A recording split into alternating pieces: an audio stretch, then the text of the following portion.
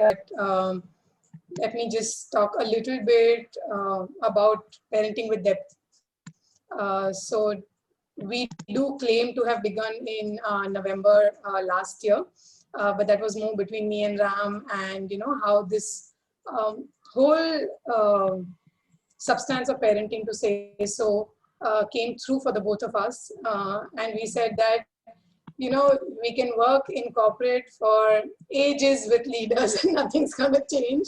But what is there for the grassroots? And I think that, and anyways, a lot of love for the journey that both of us have, and for the life, transformative experiences that we've had after our children were born.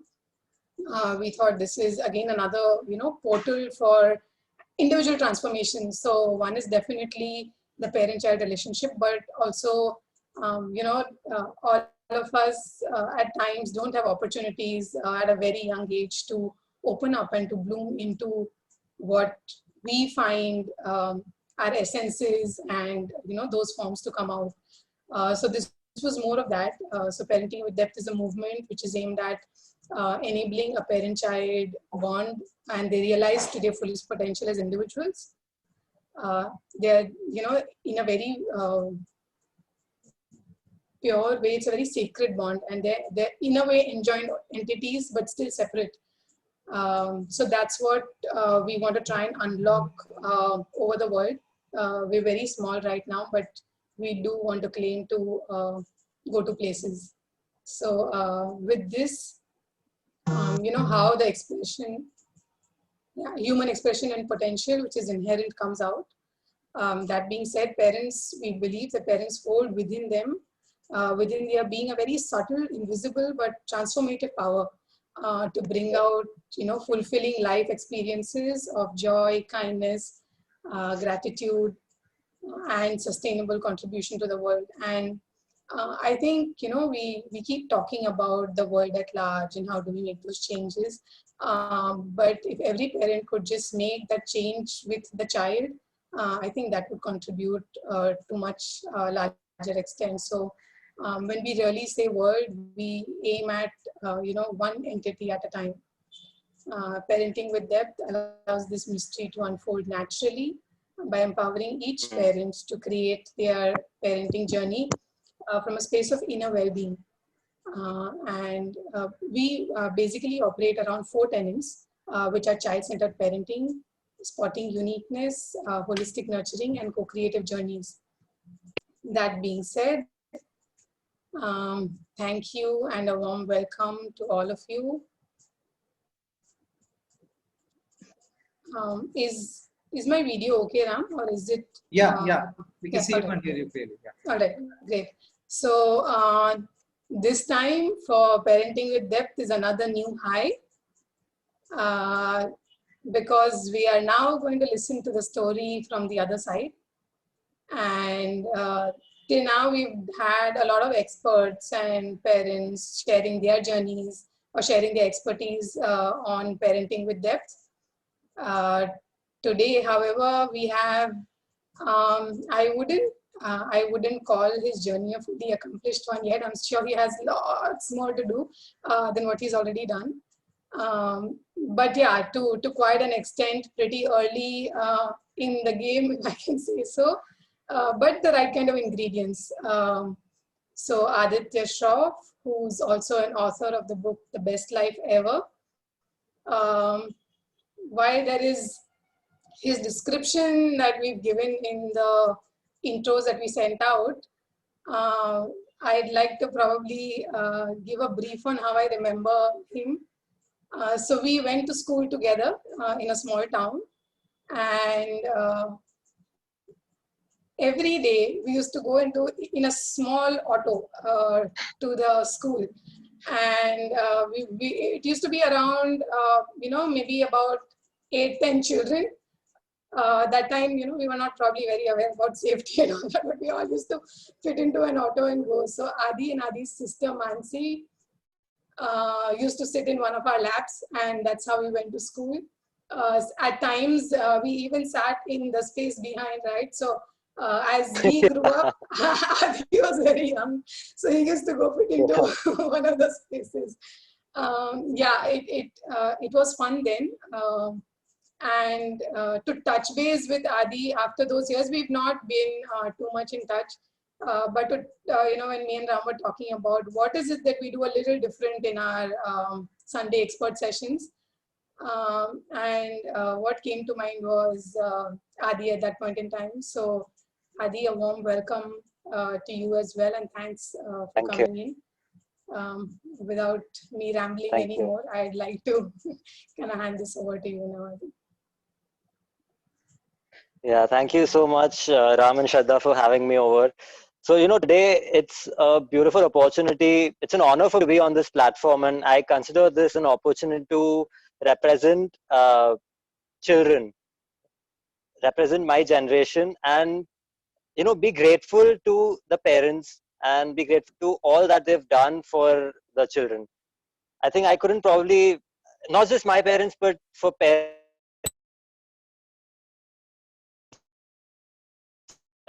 across the world, because I'm sure there has to be something is a beautiful thing, I'm sure, and it's something that only parents understand, and I'm sure they've put in their blood, sweat, and tears into raising their children, and so this is like a gratitude to parents. So thank you so much for having me. I'm in no way a parent, and I do not intend to you know sound preachy. Please, I beg your pardon if I sound preachy. I'm just here to share my side of the story, how children, parents, how they learn from parents, and probably that'll make your parents and hopefully mine much better, much smoother, and more inspiring for everyone. All right. So we'll do this a little bit in a question answer mode. And parents, whenever Adi is talking, and if you want to unmute, share anything or have any questions asked, please feel free. Adi, would that be fine? Sorry, without your permission though, but. Yes, absolutely. Yeah. Absolutely. No, it's perfect. All right. So the first one was, when me and Adi were discussing with Ram for the session, he spoke about these words called the substance of parenting, and it's been quite intriguing from then.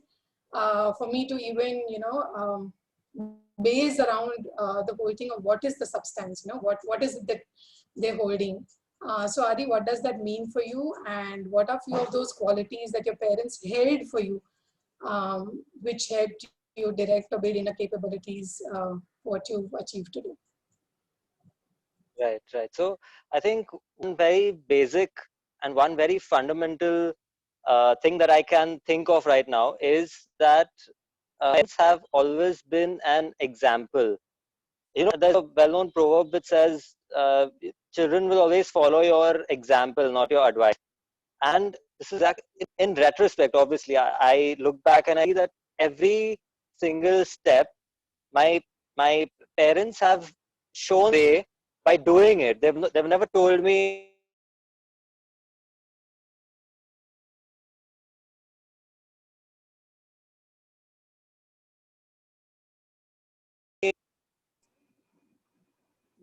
Yeah. Yeah, am I audible? Now, yes. Yeah, we lost you for some time. Yeah. Yeah, so that's how the network in a small town is. I'm sorry about that. Yeah, no yeah, so I was saying, this one very fundamental point that I see from my parents is that they always led the way by being an example. They always did something. They set an example instead of me to do something, telling my sister to do something. So basically, me and my sister, we're just 1.5 years. We just have a gap of age, gap of 1.5 years to me, and I don't ever remember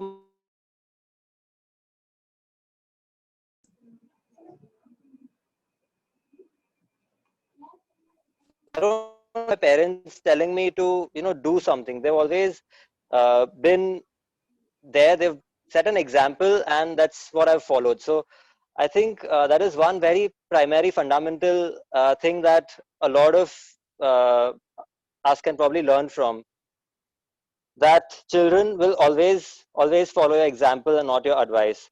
For example, I have always been a very sportive person, and that is that was only possible because my mom was always a part of all of the activities that we did. So I started off in school with swimming, and my mom, me and my sister used to swim, and my mom used to, you know, we just took it for granted back then. But now when I see, for somebody who's never learned swimming actively in her life, to get into a pool at the age of what, like 35 or something, and start swimming just for the children, that's a huge responsibility, commitment, that speaks volumes about what my mom did for me. So that's just one example of how she was an example, and not she set an example, and not just advice.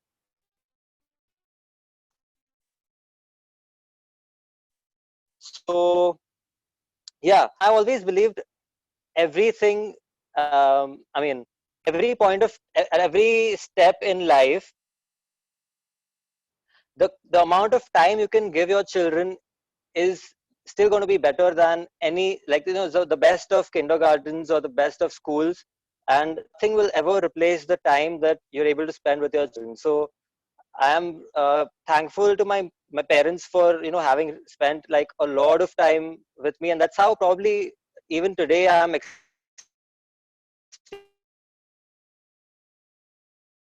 close to them. Obviously, I live with months, and I would like to believe that I'm always going to be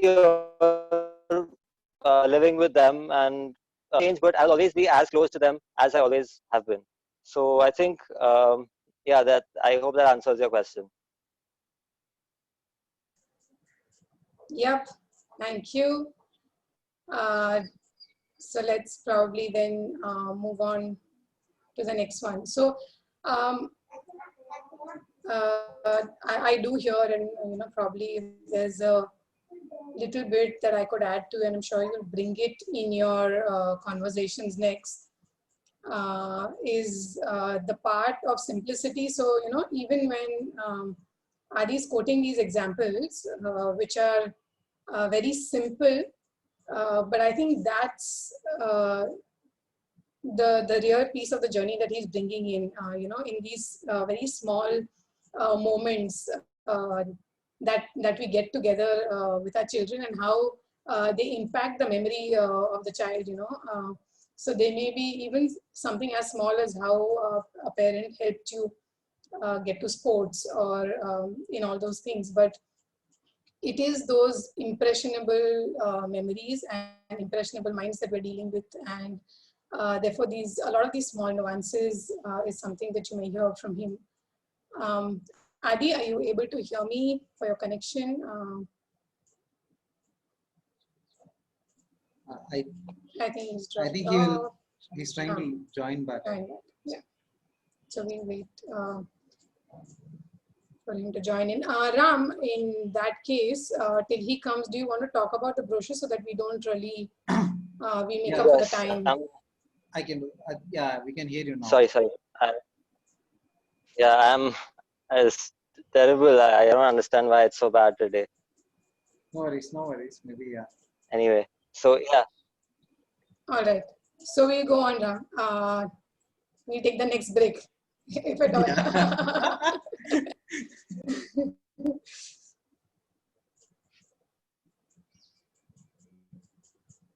Adi, we move to the second one. You're good to go.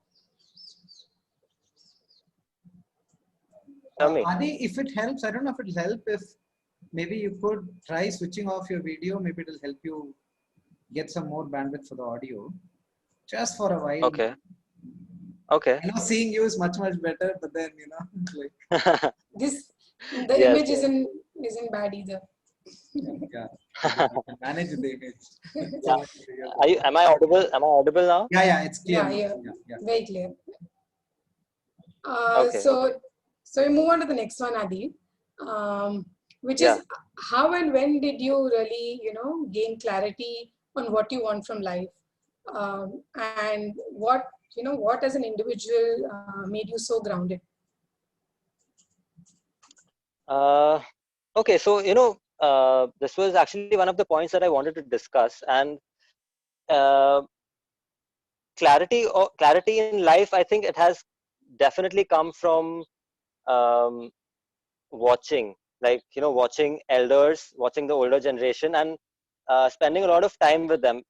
My parents made it a sort of uh, environment in the family to they build basically a culture of humility and respect for everybody. It's not just the parents who are the parents, but the entire older generation, anybody who has more experience than the children themselves. I think they there's something that they can offer to the children. And we've always lived in a joint family, a big family with a lot of relatives coming over all the time. I've actually grown up in an ashram. You Shraddha, you probably know about it. So we always had these devotees coming over all the time. People who were related to me, people who were not related, but all of these people had interaction with all of them had some sort of impact, some left some impression on me. And as a child, when you spend a lot of time with these older people, you get to see an entire span of say 80, 90 years right before your eyes. And I think something like that can give more clarity than any class that you can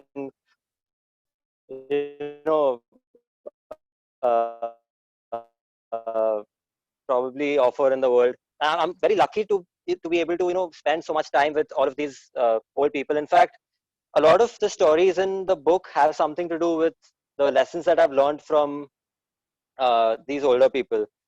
I'll probably read out a small passage later on. So it's about my Nana and how he taught me something that's very special to me.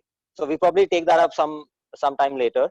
But the point being, it was about embracing the roots, embracing the culture, and looking at everyone with a sense of everyone and everything with a sense of awe and uh, you know potential learning. So basically, that's how I've always grown up with so many people coming over and looking at all of these different lives has I would like to believe that's something that has given me the kind of clarity that I think I have in me. Apart from that, when you look at these older people, you really begin to analyze, obviously not when you're a kid, but when you grow up and all of those people have left an impression on you, and you begin to really understand invariably. I think I have seen that it's probably cliched if I say it, but about how much money they made or how much fame they accumulated or how much praise they gathered from around them. It's always about very small, simple, basic memories that they have collected over the years. uh, some fond memories that they hold dear to themselves. Doing things that really uh, makes them happy. Again, in such times, like for the older generations, I think for me right now and for our generation, we are very lucky to be able to really follow our dreams in a way, doing something that we really like. But back then, I don't think they had much choice. I mean, they had to really make a living for their family, and they had to put aside money and earn money, and all of these small chores in life. But uh, and still, they managed to find joy in doing things that they were supposed to do, uh, instead of being a rebel and saying, I don't enjoy what I'm doing, and I'm going to do what I really want to do, what I like to do. So all of these people, the older generations, they really found joy in all of these little things that they were supposed to be doing. And uh, it's how they did these things beautifully. They put all of these things in their routine and made a beautiful life out of it. So I think looking at all of these people gives me a lot of clarity in what really matters to me and what really makes me happy. in the way that I'm looking at, when you look at some older person, it's like looking at 60 or 60, 70, 80, 90 years of life right before you, and interacting with them is like, in a way living that life that they're living. So again, I think I've been fortunate enough to share my life with all of these old people.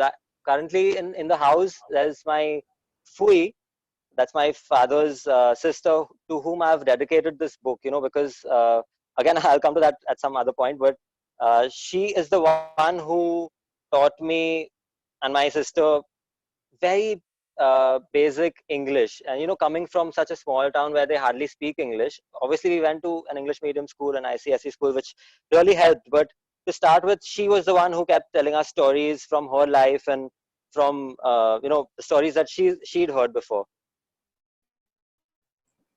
Sure. Aditya, I had one question. So I've dedicated the first book to. Yeah, go on. Sorry, I didn't realize you were speaking. Sorry, there was a pause. See, Yeah, actually, no problem. many parents come and they, want to know, how they should, what is it that really their child wants, and how they should enable, some kind of a, environment where the child can really pursue, what he or she wants. So, Right. you said you had told us when you, sent your resume that your parents moved very early stages, right? You moved to a small town from Mumbai. Then you did your engineering from Mumbai University, and you also got offers in the corporate world from Siemens and later on from a company, German company. But you chose Correct. to not pursue that path and you chose to pursue some other path. Now, when did this kind of clarity emerge? Was it when you were taking the decision, or was it like, through your life, this is a thing that has been steadily building? And what role did your parents kind of play in, helping you get this clarity and you choosing this path that you are on today? Okay, so I think the most important role that my parents played in this entire journey is uh, building an environment of optimism. Whatever I've done in life, whatever path I've taken, I've always received support, and just positive support from them. And I started pursuing engineering probably because I think most engineers would say that, they do engineering because they don't know what else to do. And then they sort of figure out their paths, their liking and their passions. So I was one such engineer, and I took up engineering because that was what everyone else was doing. But even before that, I wanted to get into IIT, and I spent 2 years only studying. Okay, I don't remember having done anything else in those 2 years.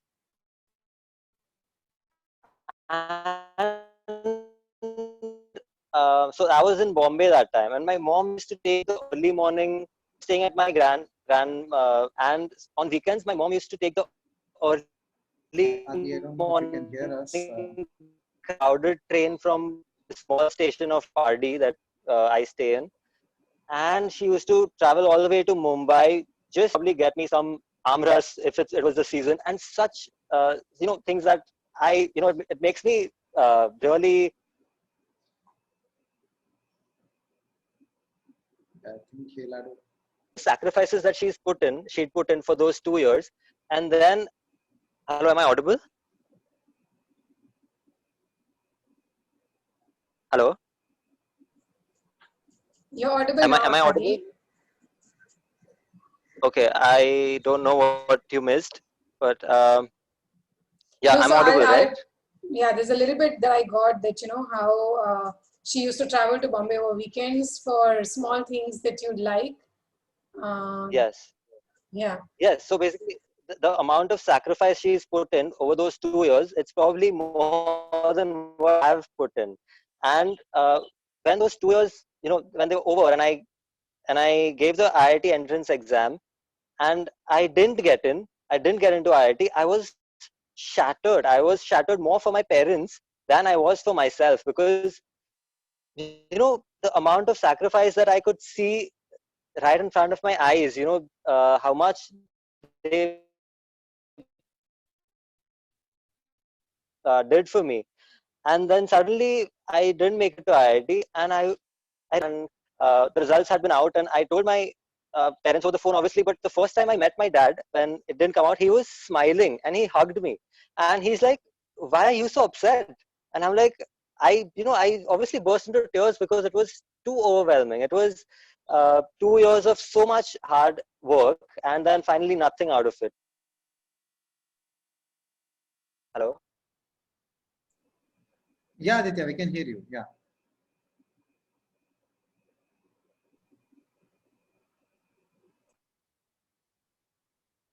Hello.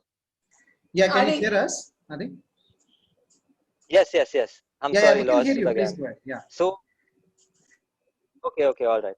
All right. So yeah, so I came back home, and my dad, he hugged me. He's like, "Why are you so upset? What are you so upset about?" And I was out of words, and then he told me, this is not the end of life. I mean, it's just the beginning, and you're going to have so many such setbacks, but that doesn't mean you start crying, or you feel so let down.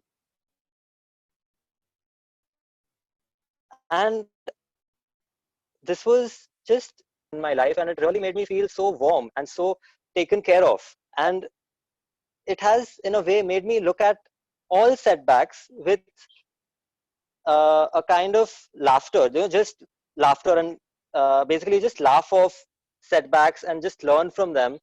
It has only been possible because my parents have been so supportive of every single decision, and more importantly, every setback that I've faced in my life. So basically, you know, since you asked, I think the best thing that parents can do is give or provide an environment of optimism, and that is all. There is nothing more that they need to do. If they can remain positive throughout the journey, throughout whatever the child goes through, there's already this inbuilt passion in every child and every soul and every human being to just excel. That's how we are. That's just nature, because nature wants us to rise and become beautiful human beings. So it's already there. You don't need to provide for anything more. All you can do is provide optimism and positivity, and okay, failing is perfectly fine. Failing just means that you're growing. And if that sort of comfort is there in the mind of the child, I think they'll just strive to keep pushing their limits, because they won't be scared of failing. I mean, the the I think the most difficult thing in the world that children are scared of facing is the face of their parents, the dejected face of their parents. That it always sort of starts there and ends there. And if you make it a point to never ever show them that dejected face, they will never be scared of anything in the world. And that's my promise, because that's how I have felt in my life. And I can guarantee, every child, however cowardly or however strong that person could be, if you can provide that sort of environment, I think uh, not half, but the entire battle is won. So if there's one thing that I would say, one thing I would recommend parents to provide, it would be this. Adi, you also mentioned about your father's sister, and I just had a question on the family environment because see, when we discuss with parents, right, when we do coaching or when we discuss, a lot of the people come up and say, so like it's not just about the parent, right? Sometimes there are other people in the house environment who you know who may be from a different generation, or then what happens, there is this clash, right? I mean, Yes. each generation wants to do the different set of things, and then the environment then is not like moving in one direction, right? There are different inputs a child is getting from different people, and sometimes these could be very conflicting. Now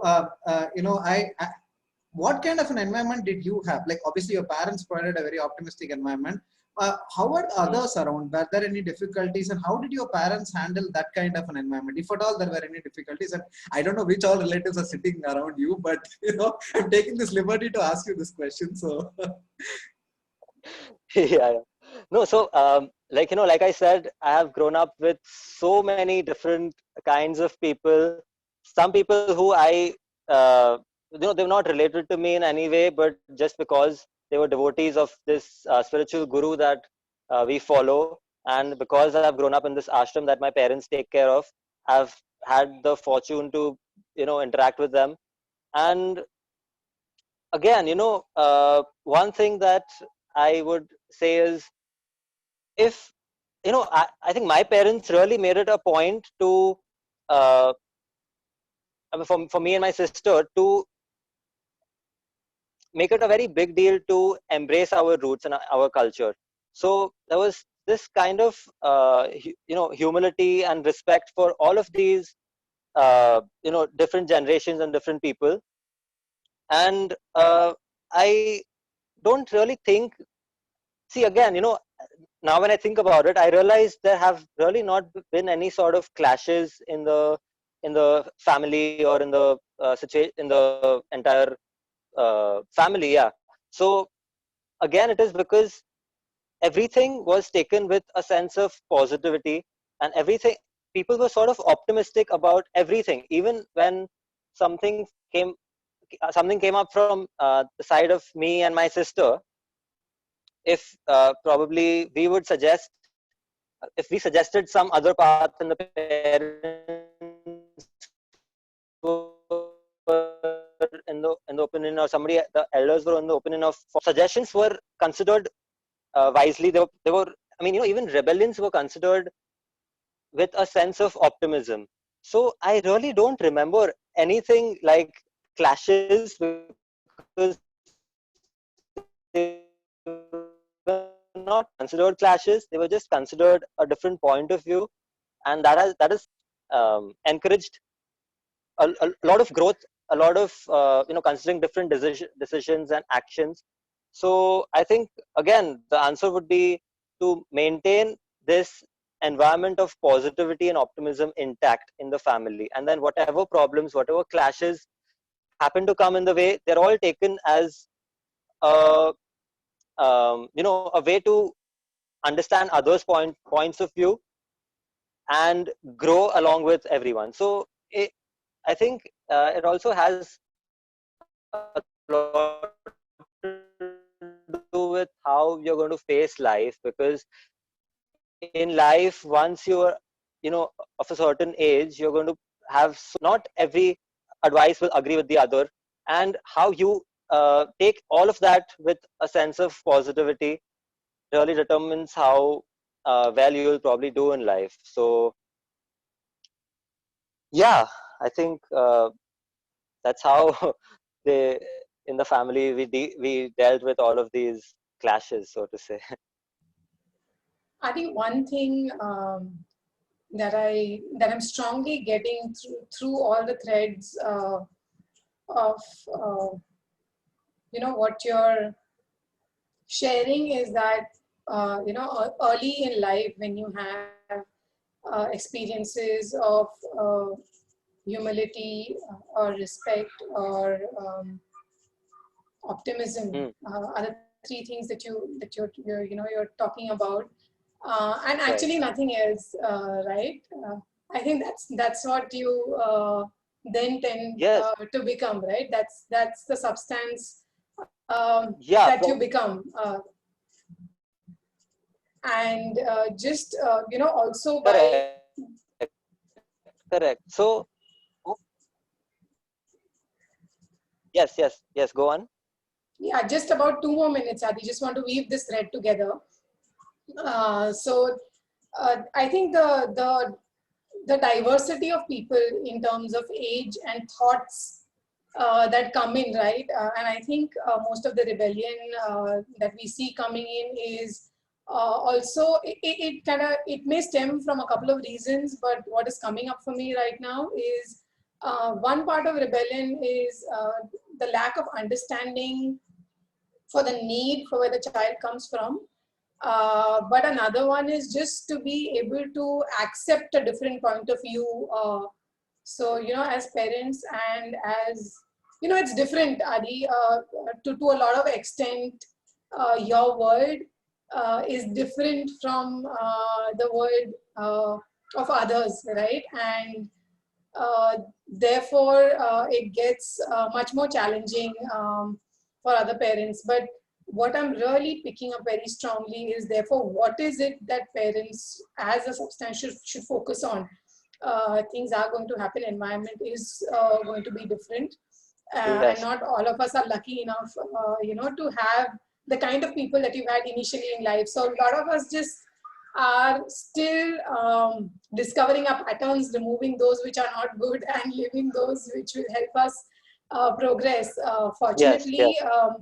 a lot of you, and while I even heard you answer Ram on uh, what gave you clarity to make that decision on whether you Mm. want to really take up the job of Siemens or come back and take care, of the farm and the passion that you have for writing and running and blogging.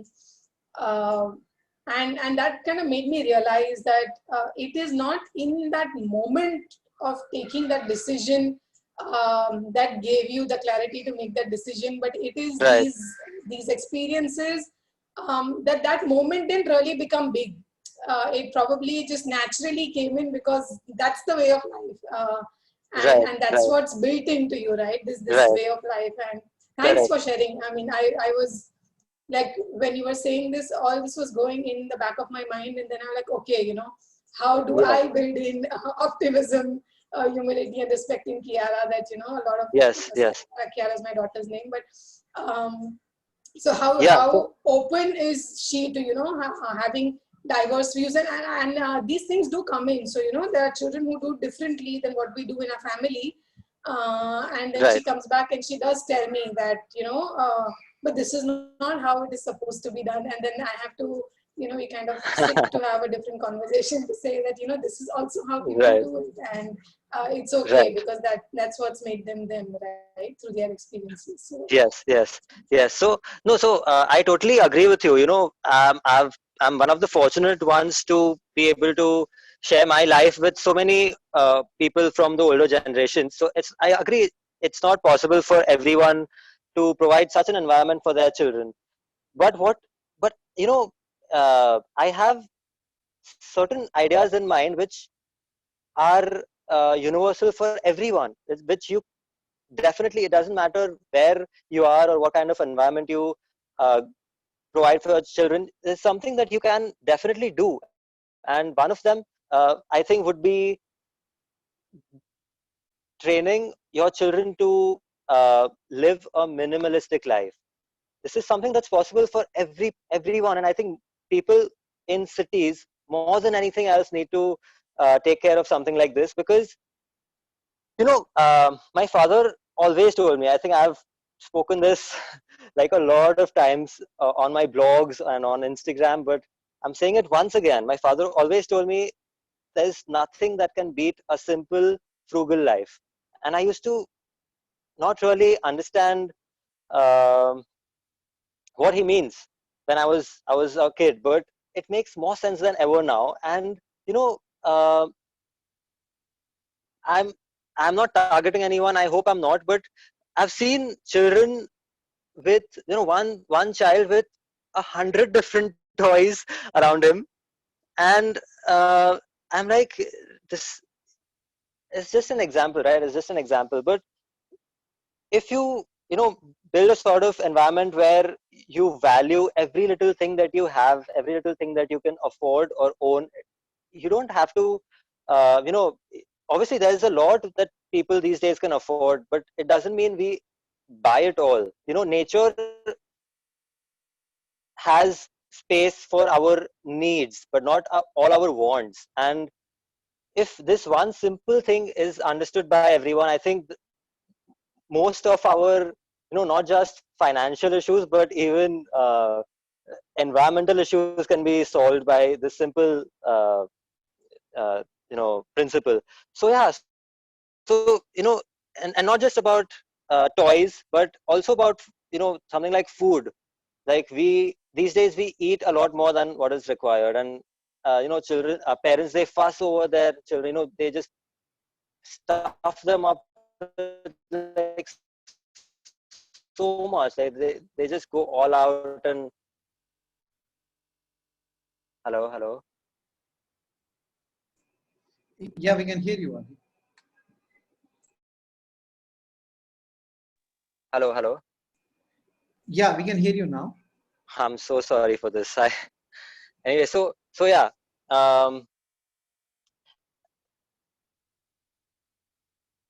yeah, one example that I can quote, which I really remember very well, is that when me and my sister were little, I don't ever remember my mom, you know, so like yeah, when we go out in the city or go out for some work, she would never take the cab. She would make us walk, even if it was in the scorching sun or in the rains. I don't always recommend this because obviously you need to take care of the child's health, but that is how I have grown up. I'm just telling you my. Hello, hello. Yeah, go ahead, Aditya. Yeah, okay, okay. So yeah, so I where it has become such a habit for me now to just walk whatever distance I can, or you know it's not a burden for me anymore. I remember cribbing about it and telling my mother, why don't we take a rickshaw and all of those things. But she used to be very kind and yet firm. And when it was not required, we would always, walk. We would always take a bus or, public transport. And as a result, I've sort of toughened up so much. I again, there's this one very amazing incident that I recollect right now. So just a couple of months back, actually, I had a small talk at mm, I'm forgetting the name of the hotel near Santa Cruz Airport, and I was supposed to be there at say 6:30 or something, and I left from my Rick, and I was stuck in traffic because there was some accident on the way, and there was I see on Google Maps and the time keeps on increasing. Then it was as natural as just getting. It was extremely okay for me. I just got out of the cab and I walked through the traffic for 1.5 kilometers, and it was just manageable. It was thinkable. But for some people, it's just absolutely unimaginable to leave the.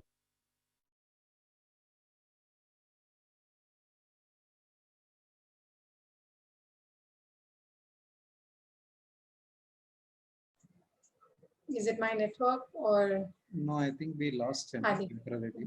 Yeah.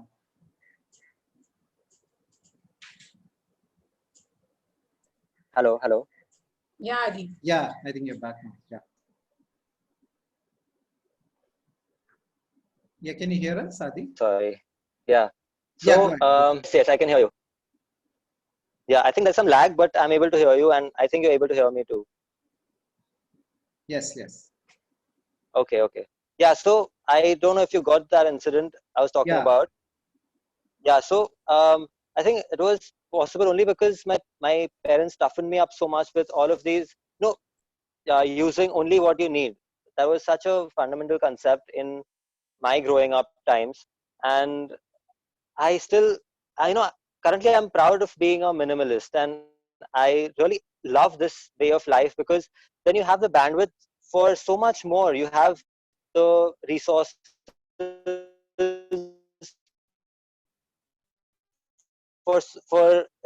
time, effort, the time and energy for so much your basic necessities. So, yeah, am I audible? yeah, you are. You are. Yeah. Okay, okay. So, since you asked me, what is it that everybody can do? Not everybody can have a contact. Have contacts with such older generations and provide that for the children. But this is something that every parent can do, and that is something that every parent should do, in my opinion, because uh, it's been a huge learning lesson for me in my growing up years, and I am really benefiting from it now in terms of uh, you know being tough physically, mentally, emotionally. And I think all of these things are what the children, what the parents do to protect you once you're older, right? It's not, I mean, they won't be able to be with you and shield you from problems all their lives or all our lives, but such things,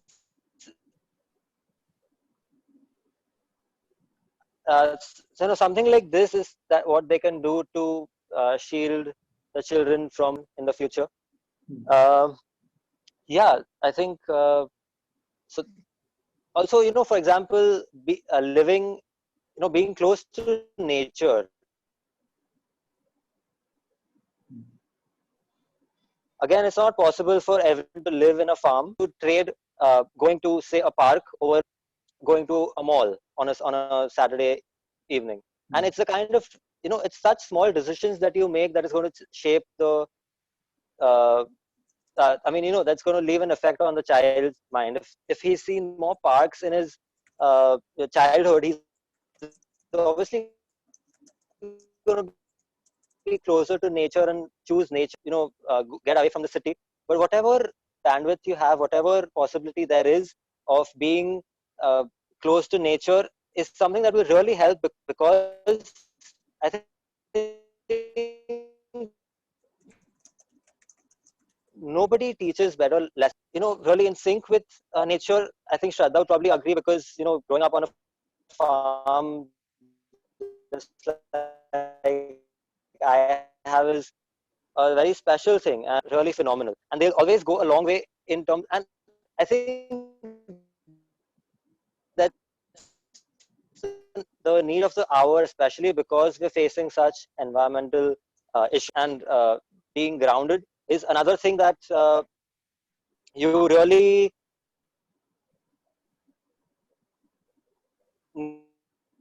need to build in your child's mind.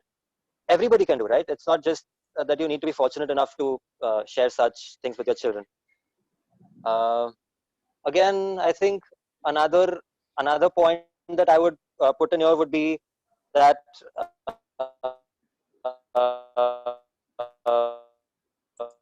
I mean, what parents, what everybody can do, like related, but pursuing a sport is something that um, should really be developed to should really be put into the child's head from a very young age. Because any kind of success or any kind of mental peace or calm or whatever you call it, whatever it is that you fit and healthy, and you need to have that thing in you since you're a child.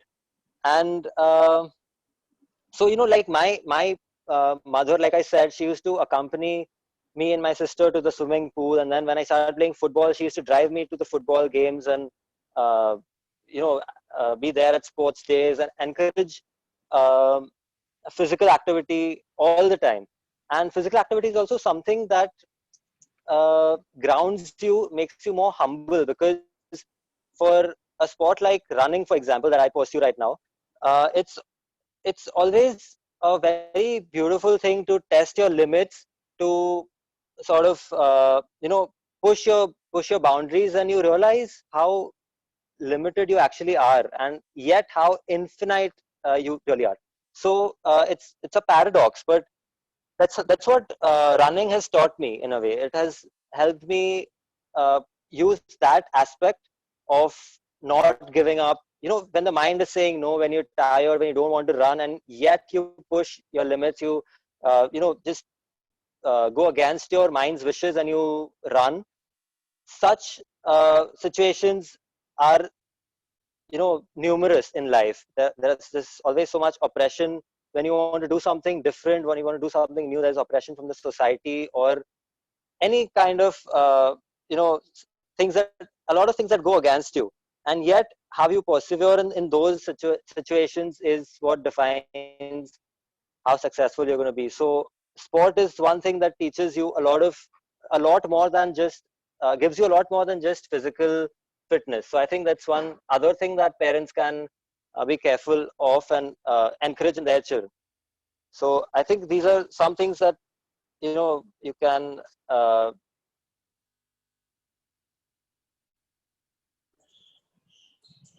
you able to hear us? Yes. Yes. Hello. Yeah, there's some questions that parents have. Okay. I'll go with the first one. Mr. Rajgopalan says, Aditya, the wisdom in you at such young age is remarkable. What are some insecurities that you are guarding yourself against currently? Are there times when you feel that you have been better off had you pursued a corporate life? No, sorry. Hello. I didn't get any part of the question. I'm sorry. I read it again for you. You can Please also go to the chat if read that that helps, again. Adi. Yes. Uh, I will read Okay. it. You could also look at the chat uh, in case you lose me again. What are some insecurities that you're guarding yourself against currently? Are there times you feel that you would have been better off had you pursued a corporate career?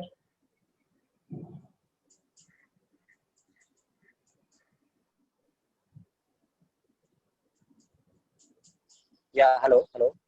Yeah, yeah. Yeah. Sorry. So I got that question. I couldn't find it on the chat, but yeah, I heard it. Okay. So am I audible? Yes. Okay. Yes. Okay. So I think a couple of insecurities that I currently face. Um, I think one the biggest one is that I stop being inspiring for the world. Um, it is my very core, wish to be able to touch lives and to make somebody's life a bit better than it was. And you know, uh, sometimes it really scares me that I might stop being inspiring to the world, and I would, it's something that I really obviously it has a lot to do with the kind of field I'm in, the writing that I do, and all of those things. But this is one insecurity that I face all the time, and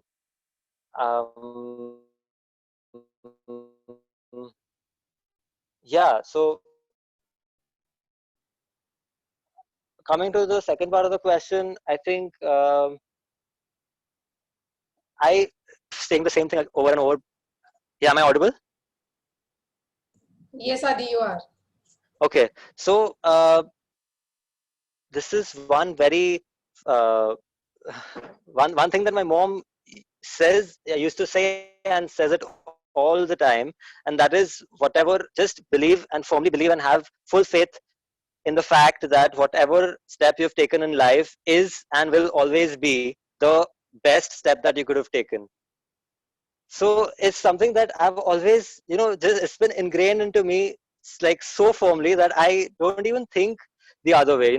I don't ever have the thought that probably if I would have gone the other way, I would have been happier, because this again, I just thought of it. This is something that every parent can do. Just ingrain such a mantra into the child's life that when they grow up, they just live without regrets. And I think that's the best gift. That's the best blessing that any parent can give to their children. The ability to live without regrets. I think who wouldn't want that, right?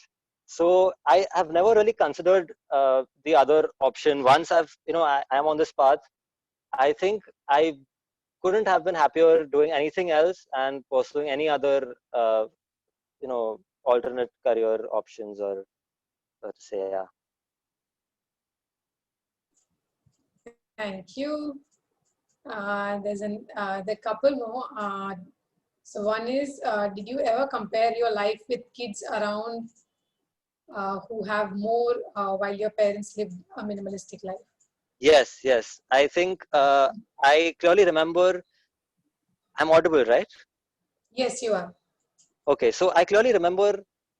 So basically, in my house currently, there's no AC, right? We live without air condition, and we've always lived this way until the eighth standard. I think eighth or ninth standard, we didn't have a TV in the house, and uh, I still remember being jealous of my peers who had like air conditions in their house and a TV in their house. And I still remember there was this one time that I was really passionate about the Indian cricket team, and I was in the fourth or the fifth standard, and we had this group project, and I'd gone to this friend's place. We were watching this match, and the match wasn't over, and India was clearly going to win. And my mom came to pick me up because it was late in the night and we had to go back. And I started crying. I started crying like, why don't we have a TV? I want to watch the match. I still remember that so well. And hello. We can hear you continuously. Go on.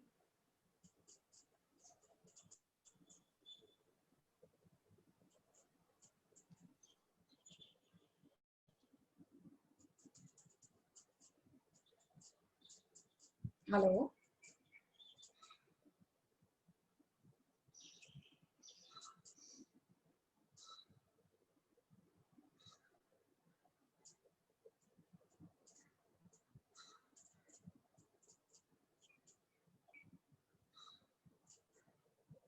Then join back.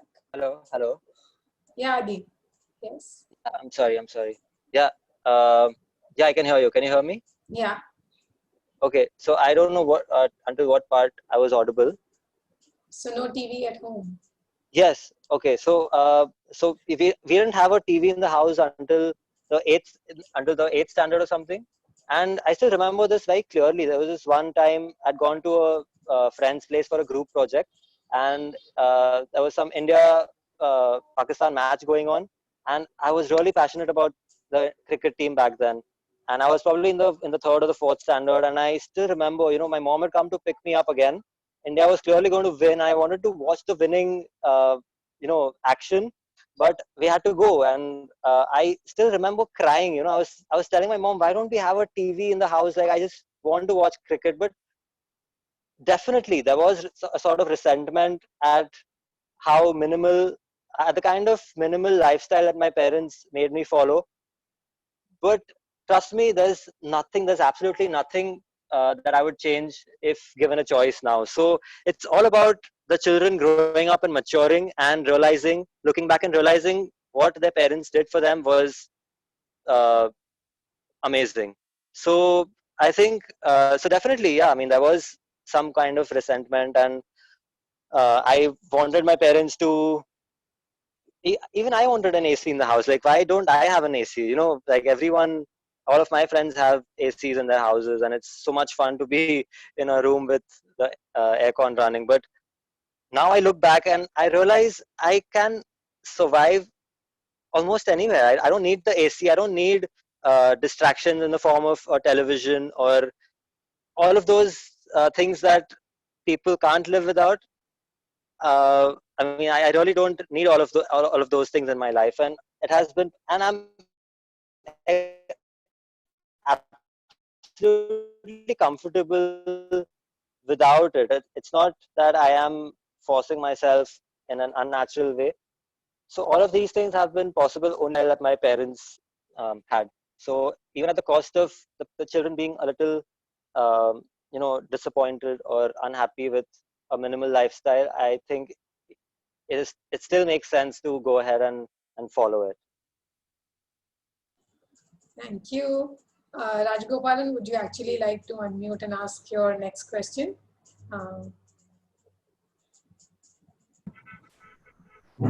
Yes, Shraddha, thank you. So, Aditya, the question is 20 years from now, Mm-hmm. what are a few things you would like to have accomplished? Okay. Uh, so I really difficult to put it in words, but I'll still try. And if one thing would definitely be that my parents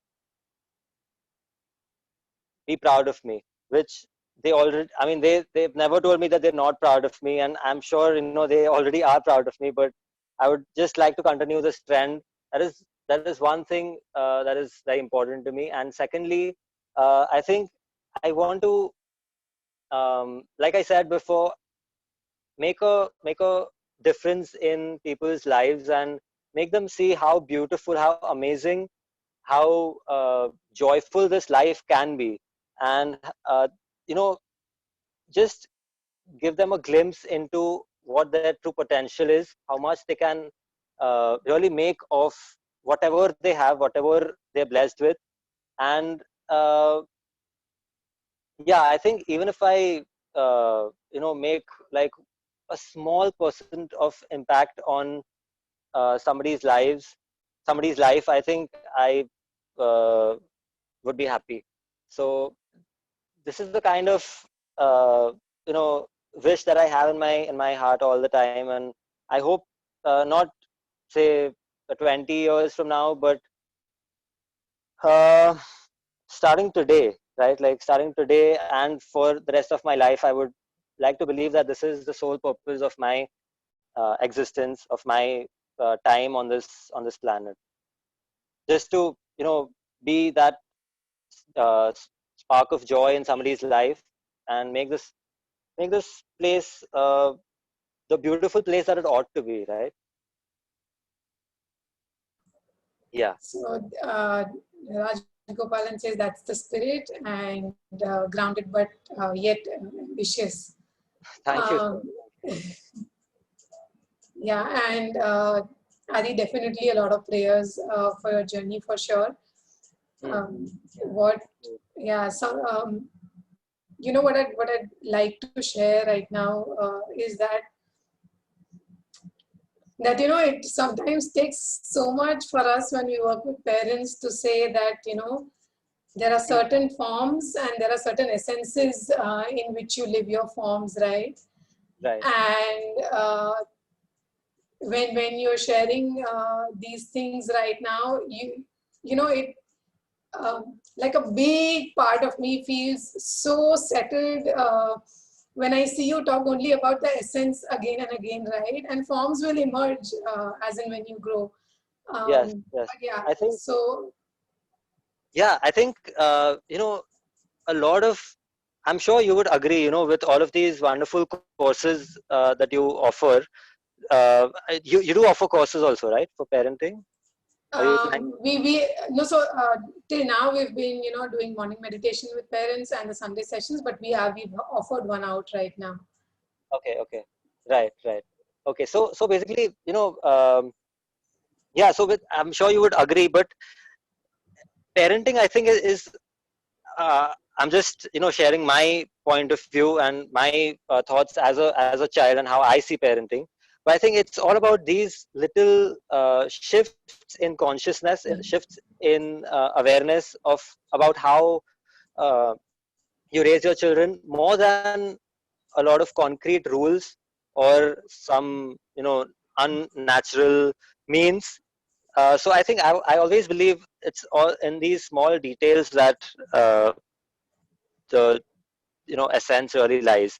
And you would probably wonder why you would make some changes in your lifestyle for your children, and it's probably a very difficult thing to make changes in your lifestyle once you are of a certain age. But if we take parenting as a journey that you want to enjoy and emerge from it like as a better person, I think the examples that you are going to set for your children are only going to make you a better person. And I think it's all worth it if you become a better person in the process while you raise your children. I think it's totally worth it, right? Very true. Adi, if you don't mind, I'm actually going to request Ram to lovely pictures. You're actually reminding me of my childhood, and the peacocks Yeah, are coming to me from the farm. Um, yeah, yeah, yeah. but Go on. yeah, so if I could request Ram to probably talk about the course, because it does talk about exactly what you said, how do parents transform, how do they look at their journey as a joyful journey with their children. Um, and then Jyoti, probably we have you ask your question to Adi. Is that fine? Yeah. I think he has answered most of from others, but I still have a very small part of it that I want to ask. Sure, sure. Ram, you want me to share? Yeah, I just are you able to All see right, the great. screen? Yes. Nice. Okay, sure. Thank you, Adi, for asking about the courses we are trying to offer. So the first one is this thing called Parenting Decoded.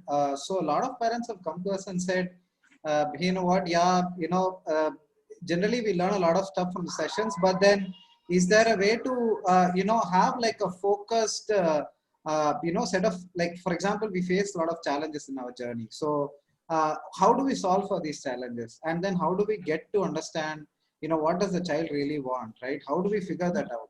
Also, sometimes the environment is not the environment that Adi got, right? Environment is actually in many places not so friendly, and it's very difficult with both the parents working many times and all of that. So then how do we handle all this? How do we get a hang of what should we do in all of this? So what the course does is how do we still get an Adi?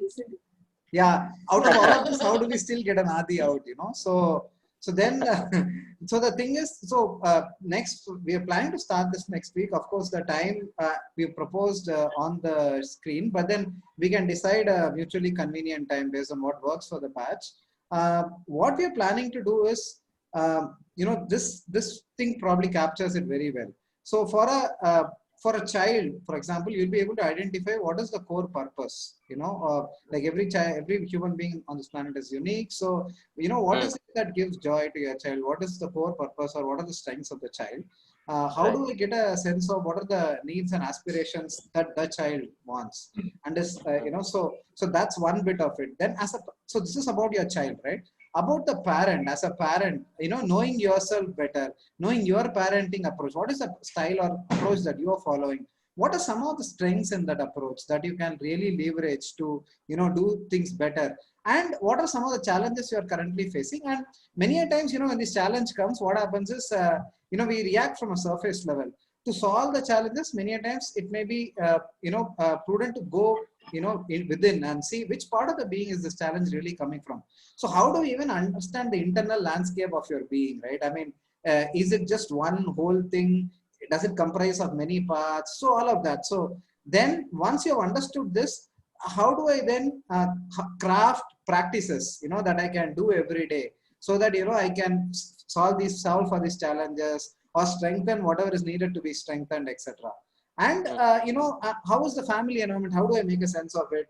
And in the family environment, and how do I, leverage the different elements to create a nourishing environment for the child to proceed forward? So this is what the course covers. And there are certain tools and frameworks that we use. So this is not like some, some quackery out of thin air, right? So this is our magic show happening here. So this is we're using scientifically, almost like scientifically proven frameworks here.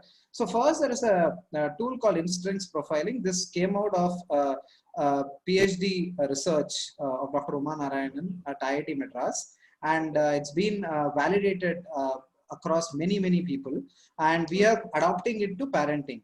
So this both the instincts assessment, as well as there is a set of instincts cards that you get. In fact, Dr. Uma did a session for us with the cards. So what we do using this is, you get a fairly good idea of what is your profile like, what drives you, what motivates you, what are the natural strengths you have, which parts of your being are stronger, which of them need to be maybe developed in order for you to achieve what you want, etc.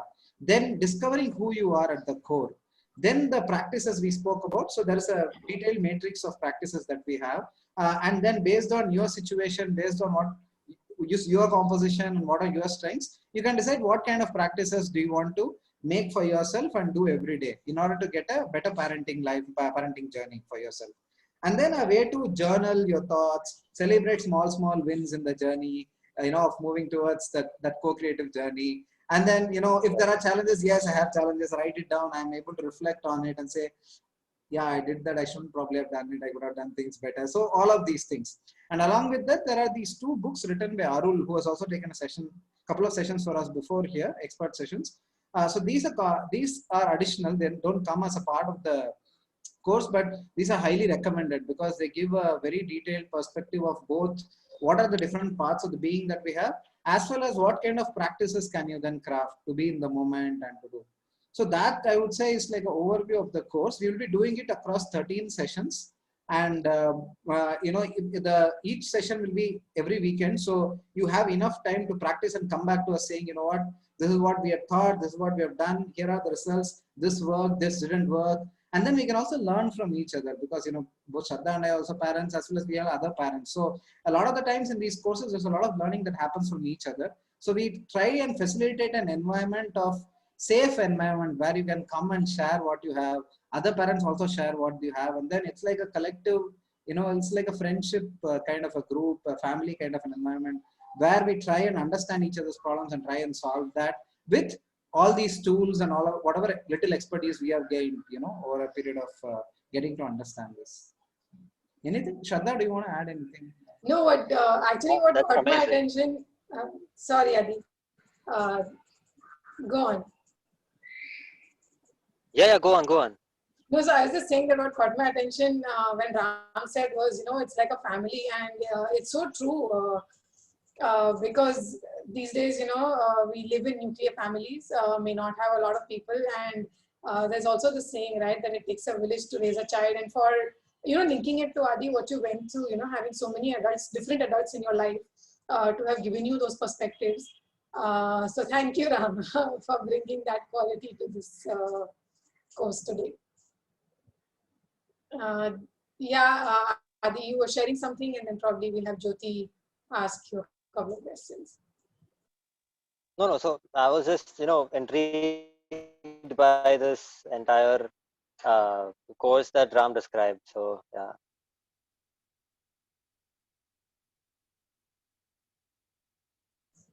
Hello. Thank you. Jyoti would like to. Yeah, hi Aditya. So, I have 2 kids, 9 and 4, and some of the cousins of,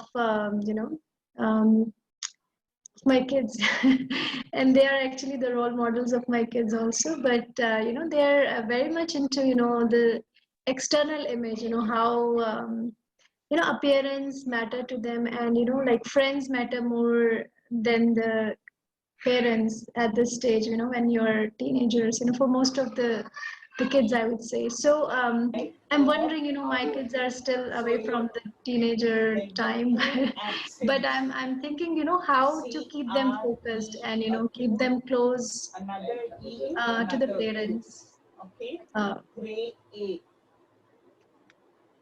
Hello. Hello, yeah, could you get my question, Aditya? Yeah. I got it.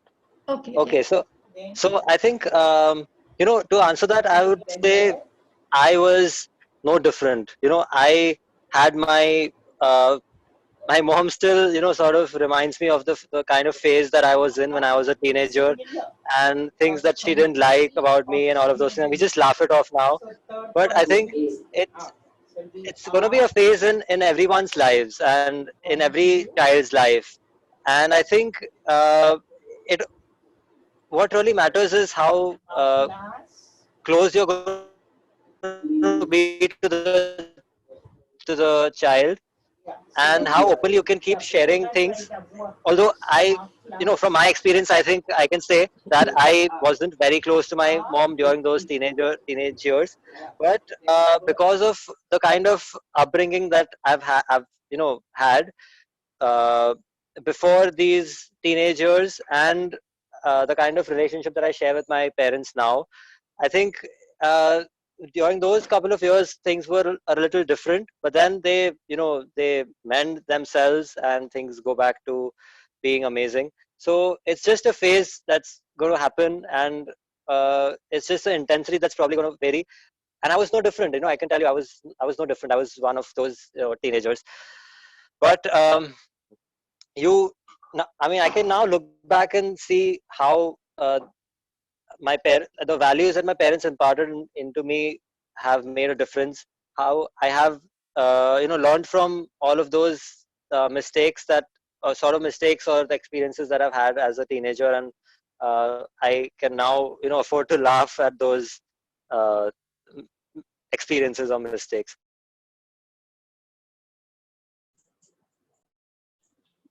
Picking it up from Yeah. And external looks and all of those things did obviously make a difference. Matter a lot, like they would for anybody else. I was just a very ordinary child like everyone else, and um, just like I said, I used to regret not having an air condition or an AC in the house, and it was um, probably on the same lines. I used to. Uh, Physical looks and all of those things did matter a lot to me. But you can now, I can now look back in retrospect and see uh, where it all. I mean, look at the entire journey in a very positive way, in a positive light. So Yeah. yeah, I think that is what uh, should matter, and what's what really matters in the end. Very well said. Thank you. just have to live it, Jyoti. And I think I'll pick up something that Adi said earlier about being kind but firm. I think that may have just played the trick.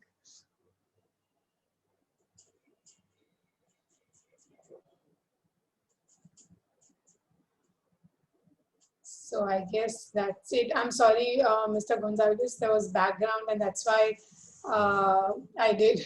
Sorry about that. I could unmute you now and to share if there's anything that you wish to. Hello. Yeah. Oh, sorry, you wanted me to say something? No, you did unmute earlier, and there was a background, so I had just put you on mute then. So just wanted to check if there's anything that you wanted to share. No, nothing in particular. It's just that probably in passing with the video, I also switched on the mic. Okay. Nothing else. Sorry. Unless you have a question for me. Okay, none, thank you.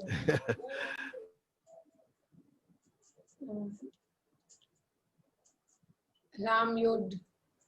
No, Shraddha, nothing else, I guess. Nothing? I think we've covered almost all the questions. Yeah. All right. Adi, any parting comments? No, just that I really want to thank you guys for having me over on this platform, and I wish every parent, actually thank every single parent for existing, and I wish them all the best. And and I think if you really enjoy this journey, this is what my mom keeps telling me, and that's how I'm able to tell you right now that the entire journey of parenting has been a beautiful one for her. That's what she keeps saying all the time. So if you're able to enjoy the journey, I think there's nothing like it. So wish you all the best. Thank you so much, Thank Aditya. you. I mean, thank you so much. There's so much to learn from And each other. the So network hiccups. Yeah, I'm really sorry for the poor network. Probably I'll work something out the next time we happen to come together. Sure, definitely. Yeah, sure. Yeah, she go on. Hello, everyone. Hi, Aditya. I don't know whether you remember me, but I think I would like to take this opportunity to tell you that when Shraddha said that we used to fit in that auto rickshaw, you were the one who sat in my lap, and Mansi used to sit in Shraddha's lap. I so remember that. But Yeah. I think, No. Yeah, go ahead. Yeah, no, of course I remember you, Ashwini Didi, and it was, when Shraddha mentioned your name yesterday, it was, such a happy moment for me to, know that you're going to be there on the session too. So really Oh good my to, see you after long. after Yeah, decades, and Aditya. And I I know. really I really hope wanted, we can all meet sometime in person and discuss more about our childhood once again. yeah, so true. And when Shraddha Ben just told me that, you were supposed to come, I was like so excited. It's just because can you hear me, Aditya? Yes, yes, I can hear you.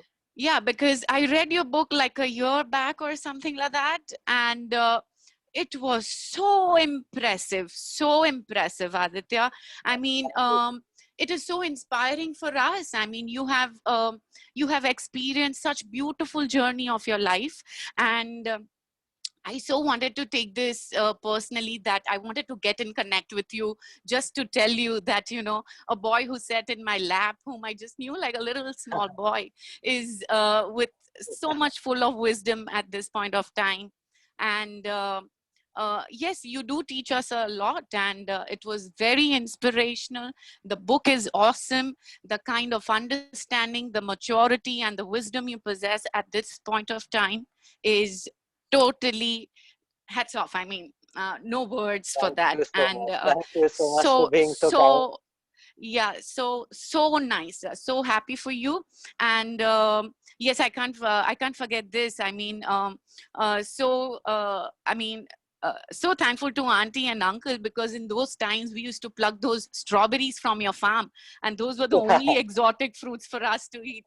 So yes, I Yeah. mean, we did have that beautiful journey then. So thank you so much, Aditya. It was wonderful listening to you, and wonderful Thank you so reading much. your book Thank as you. well.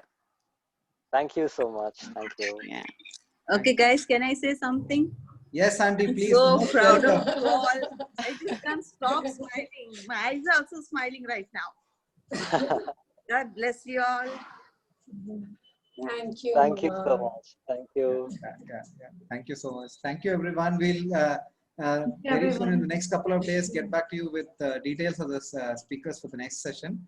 So thank you. Have a happy Navaratri. It's almost coming to an end. Happy Dashera. And see you. Thank you. Happy Dashara. Thank you. Wish you the same. Thanks, Ram. Thanks, Shraddha. Thank you so much. And happy Dasara to everybody. Thank you. Thank you so much, sir. Yeah.